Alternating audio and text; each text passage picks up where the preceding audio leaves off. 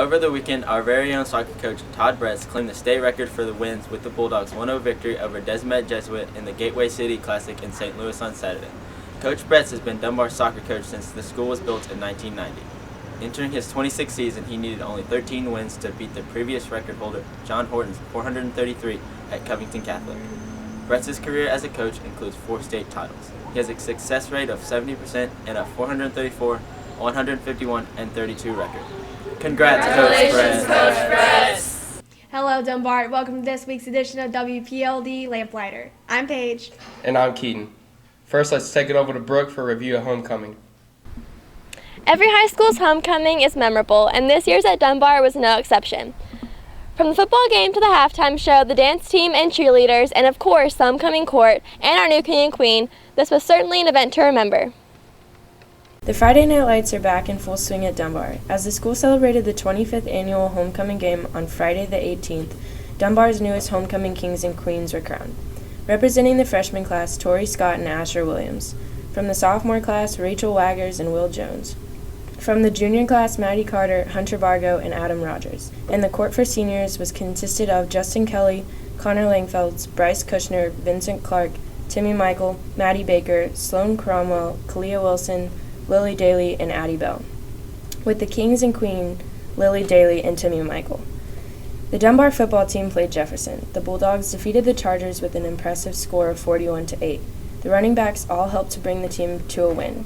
Durante Sanders and Jefferson Harkless both had 2 touchdowns each. As a team, they are still working to execute the plays and on communication with the defense. The Bulldogs are now 2-3. They have a bye week this week, and they will be back in action against Bryan Station on October the 9th. At half, the Dunbar band took over the field. Their new director, Teresa Elliott, has made a positive impact on the band. To celebrate homecoming and the band's performance, their new piece, Facade, in full costume for the first time this season. To add to the excitement, the cheerleaders and dancers also performed during the game.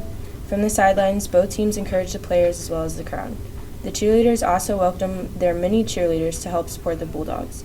The dancers added a new element to their routine, kick for each point Dunbar scored during the game. Congrats on your win, Bulldogs. Now here's Jack for this week's Club Spotlights.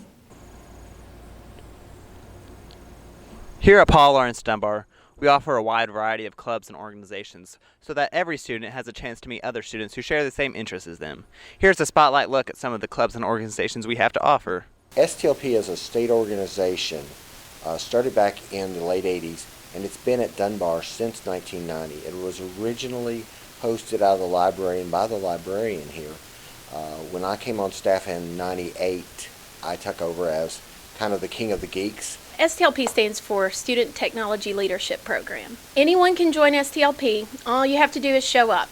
And we meet every Friday afternoon at 3:30, right after school in Lab 302. Thanks, guys. Rachel went out and spoke to a few students who had outside jobs, including me. There are many employed students here at Dunbar who work at many different places. Some of these places include clothing stores, fast food restaurants, entertainment businesses, and organizations.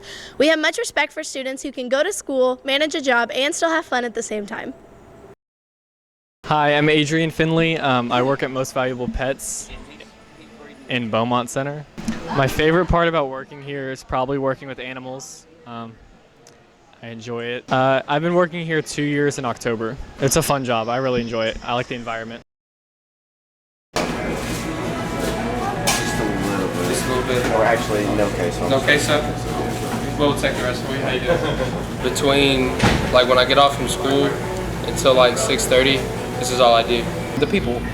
I have all their numbers. We hang out outside of work. It's like a Qdoba family, I like to call it.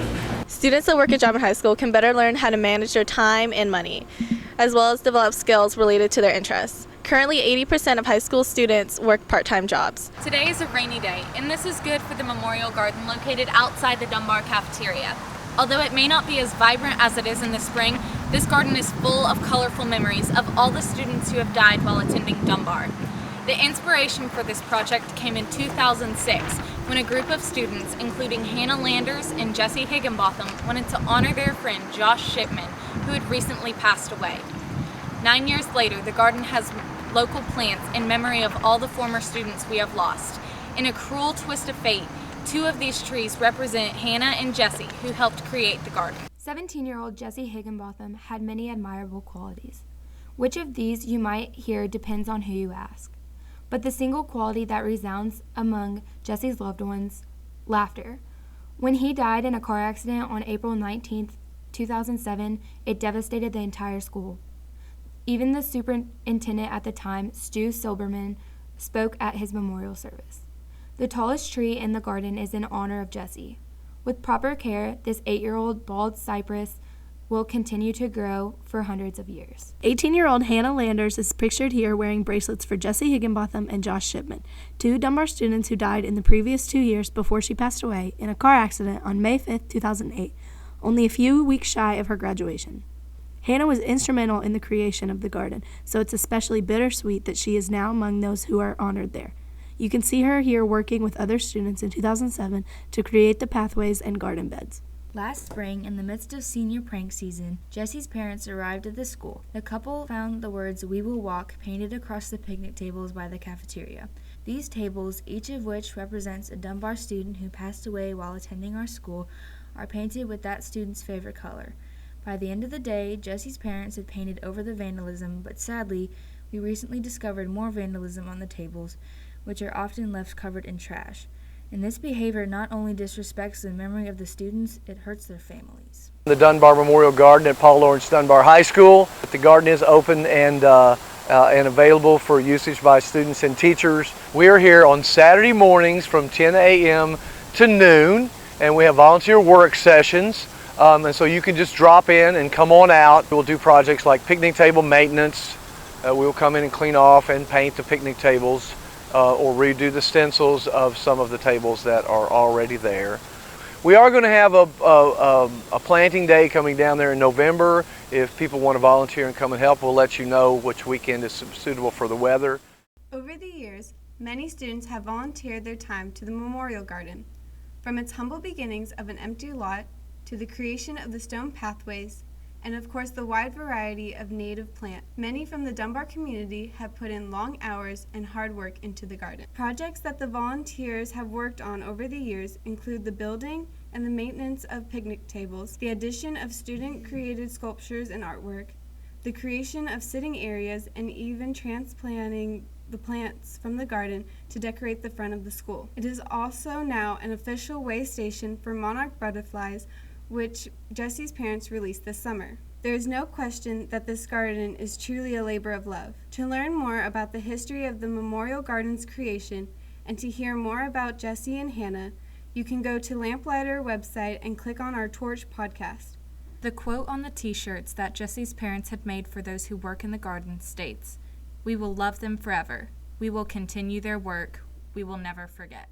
We leave you today and hope that you have learned something and that we can work together to honor these students and to treat the garden with the respect it deserves. And now here it is, the Geek Squad clip of the week.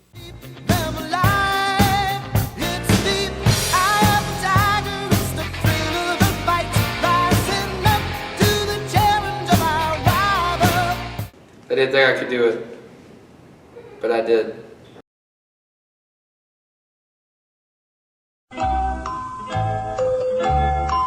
If Y-E-S spells yes, what does E-Y-E-S spell? Do you know the word eyes? Okay, if Y-E-S spells yes, what do E-Y-E-S spell? Do you know the word eyes? Yeah, I guess. It spells eyes. Oh my God! If Y-E-S spells yes, what does E-Y-E-S spell? E-Y-E-S? I don't know. E-Y-E-S. Eyes. There you go.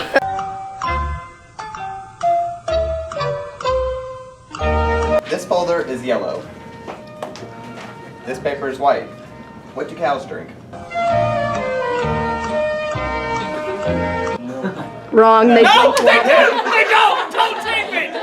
Don't take me! Water! What do cows drink? Milk. No, cows drink water. Oh my gosh. What do cows drink? Milk. Cows drink water. Milk. No, they make milk. They drink water. top 3 times. Top, top, top. Say top 4 times. Top, top, top, top. Say top 5 times. Top, top, top, top, top. What do you do at a green light? Stop. You go. No, dang it! What do you do at a green light? Stop. You actually go at green lights. Now, what do you do at a green light? Stop. You actually go at green lights. What do you do at a green light? Stop. You actually go at green lights. Oh!